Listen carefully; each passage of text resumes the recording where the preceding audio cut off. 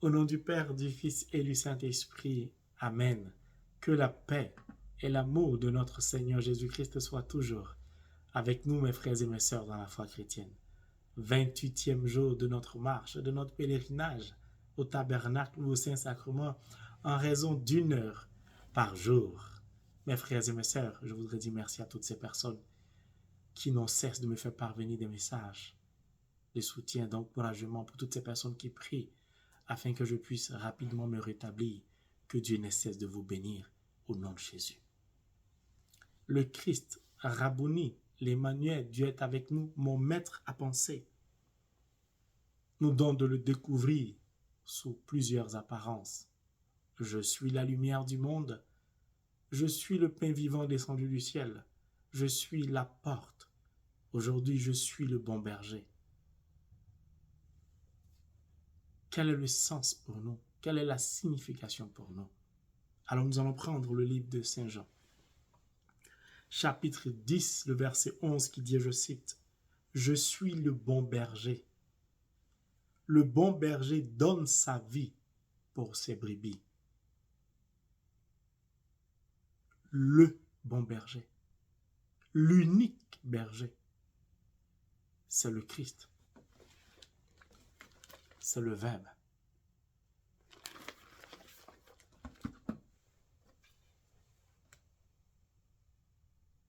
Un berger, c'est un guide. C'est celui qui prend soin de son troupeau. Et le Christ nous donne de comprendre la profondeur de son titre de berger. Le bon berger donne sa vie pour ses brebis.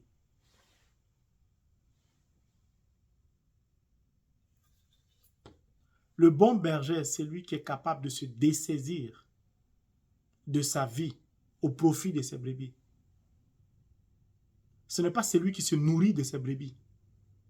Ce n'est pas celui qui mange ses brebis pour vivre. Ce n'est pas celui qui emporte la vie de ses brebis. C'est l'idolâtrie qui fait ça. C'est le marabout, le féticheur. Ceux qui pratiquent les sciences occultes, qui ont besoin de pouvoir, qui vont vous dire, sacrifie ton enfant pour devenir riche. Pour que tes compagnies prospèrent, ta société prospère, sacrifie ton neveu, sacrifie un membre de ta famille. Le bon berger pense jamais à lui. Il pense toujours à la vie de ses brebis. Imaginez une famille. Le père et la mère viennent d'apprendre qu'un de leurs enfants souffre au niveau du cœur et que cette maladie cardiaque va l'emporter dans 48 heures si un cœur ne lui est pas donné. Et le père prend la décision de se dessaisir de sa vie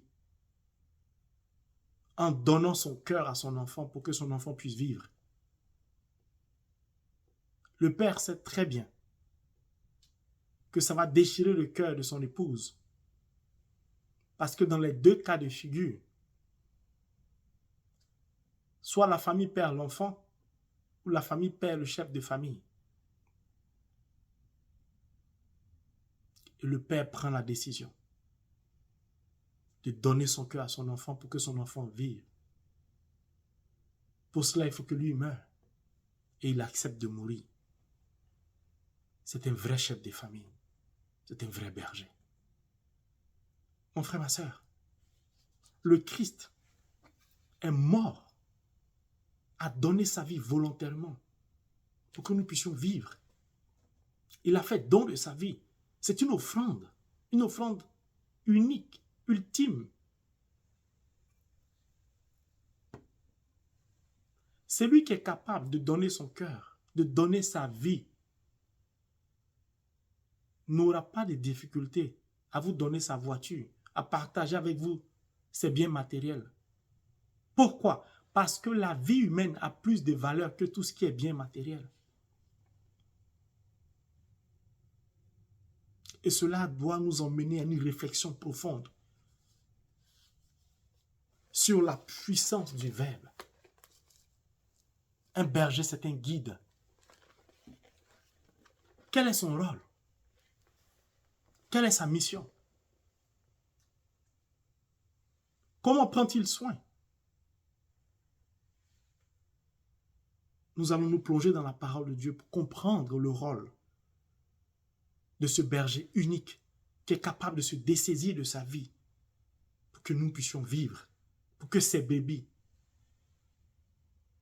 Il dit bien, je suis le bon berger. Il ne dit pas, je suis votre berger. Il ne dit pas, je suis le berger du frère Ange-Marie. Pourquoi? Parce que c'est un berger qui ne s'impose à personne. C'est à nous qu'incombe la décision de le choisir comme berger. Lui, il se présente comme un berger. Puis il nous dit de quoi il est capable. Prenons le psaume que tout le monde connaît, 23. Et nous allons comprendre la signification profonde, le rôle profond du berger qu'a le Christ. Le Seigneur est mon berger, je ne manque de rien. Ce n'est pas une définition du dictionnaire. C'est un vécu. Donc c'est une expérience. C'est du concret. C'est une réalité. Il s'agit du roi David qui dit clairement que l'Éternel, le Seigneur est mon berger, je ne manque de rien.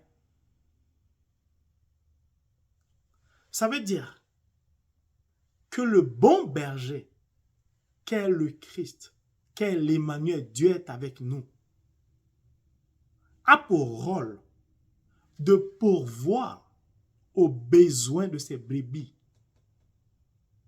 de sorte à ce que ces brebis ne manquent de rien. C'est tellement profond quand je lis ce verset. Le Seigneur est mon berger, je ne manque de rien. De rien. Donc, tous les compartiments de ma vie sont comblés par l'unique berger qu'est le Verbe, qu'est l'Eucharistie.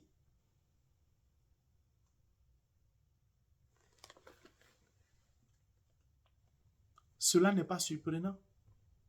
Pourquoi? S'il est capable de te faire don de sa vie, il est donc capable de te combler.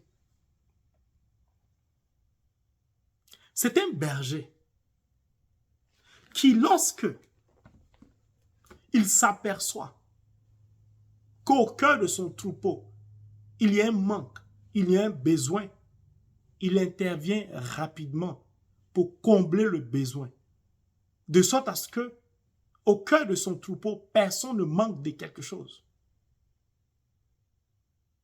Avec lui, il n'y a pas de stérilité. Il comble les couples, les entrailles d'enfantement, de fertilité.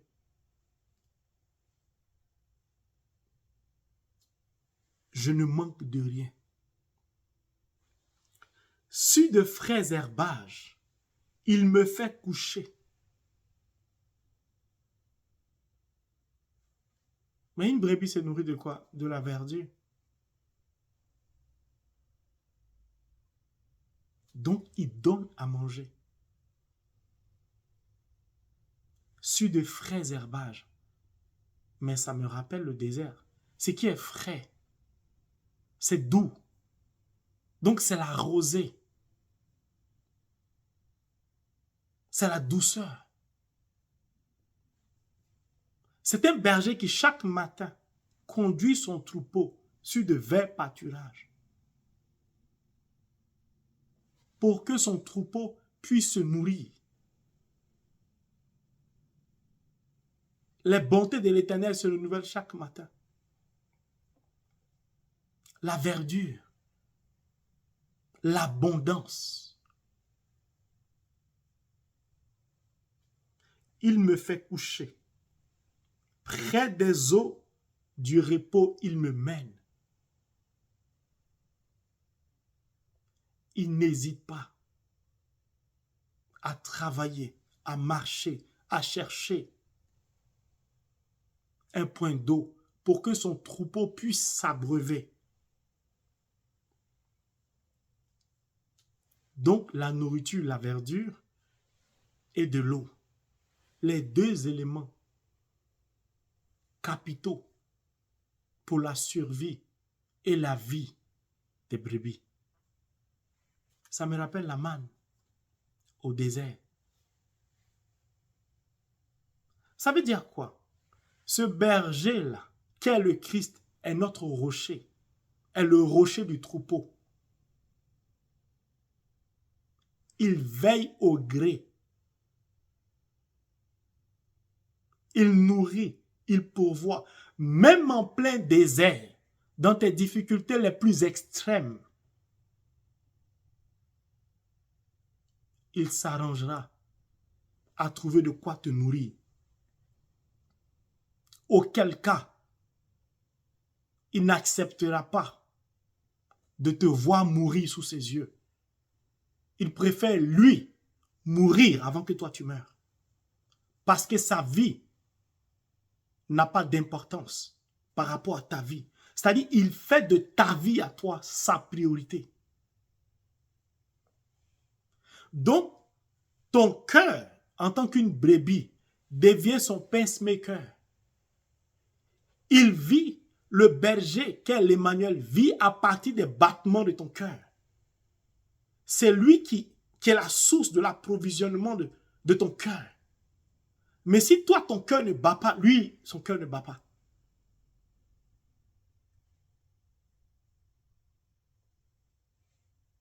Mais c'est le battement de son cœur qui te permet de vivre. Ça veut dire quoi? Que le cœur du troupeau est uni au cœur du berger. Les douleurs, la souffrance du troupeau est donc la souffrance du berger. Le bonheur, la joie du berger deviennent le bonheur, la joie du troupeau. La vie du berger est donc la source de la vie du troupeau, des brebis. Quel amour! Je dis quel amour! Il me conduit par les bons sentiers pour l'honneur de son nom. Il ne me fera jamais emprunter un chemin sur lequel ma vie sera en danger. Même si je marche dans un ravin d'ombre de mort, je ne crains aucun mal, car tu es avec moi. Mais Jésus-Christ nous a dit quoi? Celui qui m'a envoyé est toujours avec moi. Il ne m'a jamais laissé seul. Pourquoi? Parce que je fais ce qui lui plaît.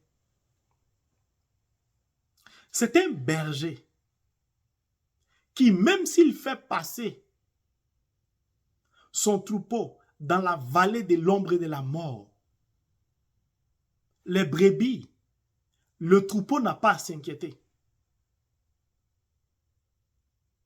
Donc c'est un berger qui rassure, qui sécurise, un berger qui est sûr de lui. Il n'a aucun doute. Mais celui qui dit ça, c'est le roi David. Qui était le roi David? À son jeune âge, il poursuivait les lions. Il déchirait la gueule des lions. C'était un vrai berger.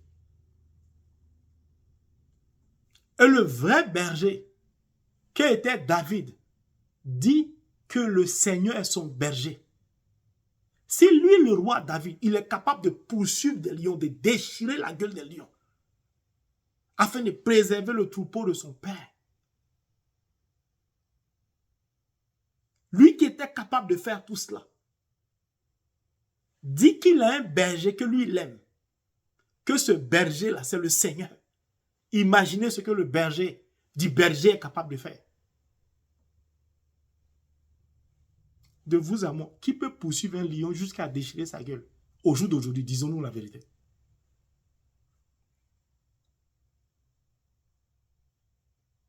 Cela doit nous emmener à une réflexion profonde sur qui est ce berger. Mon frère, ma soeur, c'est un berger qui protège, qui sécurise, qui sépare le danger de son troupeau. Devant moi, tu dresses une table face à mes adversaires. Tu parfumes d'huile ma tête. Je l'ai dit et je l'ai vécu au cœur de l'église au tabernacle. Donc le Christ voulait me dire simplement qu'il est mon berger. C'est pourquoi il s'est permis de parfumer ma tête. Mon frère, ma soeur, les événements que nous vivons, dans la vie spirituelle, il n'y a pas de hasard. Oui, bonheur et fidélité me poursuivent tous les jours de ma vie. S'il est ton berger, tu demeures et baignes dans l'allégresse, dans le bonheur. Mon frère, ma soeur, est-ce que tu n'as pas envie qu'il soit ton berger? Pour ma part, je l'ai choisi comme mon berger. Au-delà d'être mon maître à penser, il est mon berger. Et vous allez comprendre la différence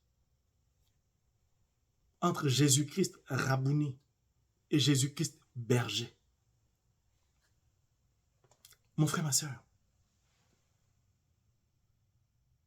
je suis le bon berger.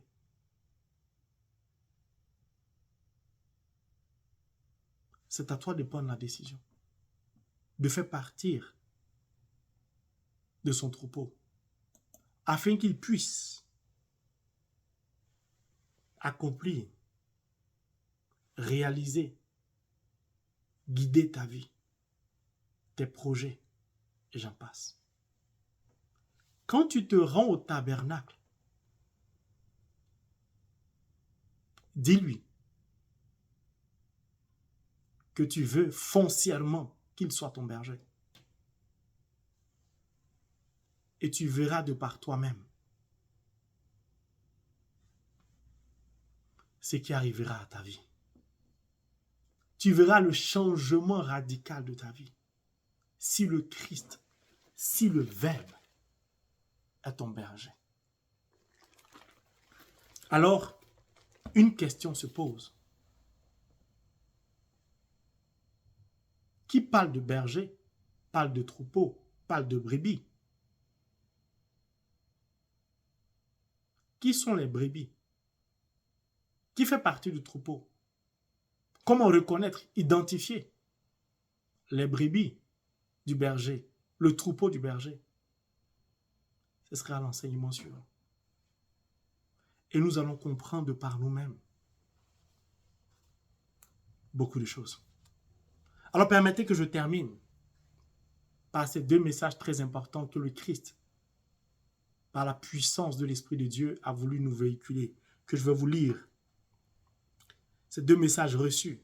Je vous ai dit, le Seigneur va commencer à beaucoup parler à beaucoup de personnes. Le premier message du Christ est le suivant.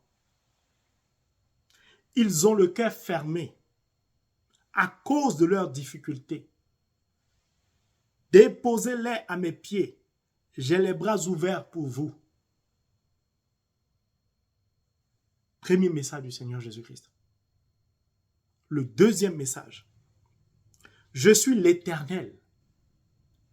C'est moi qui ai établi ce programme. Écoutez ma parole et mettez-la en pratique. À la fin de ce programme, je vais bénir beaucoup de personnes. Voici les deux messages reçus. Que Dieu nous accorde sa miséricorde. Que Dieu nous donne par la puissance de son Esprit Saint la force de lui ouvrir notre cœur pour accueillir sa parole. In the name of Jesus Christ. Amen.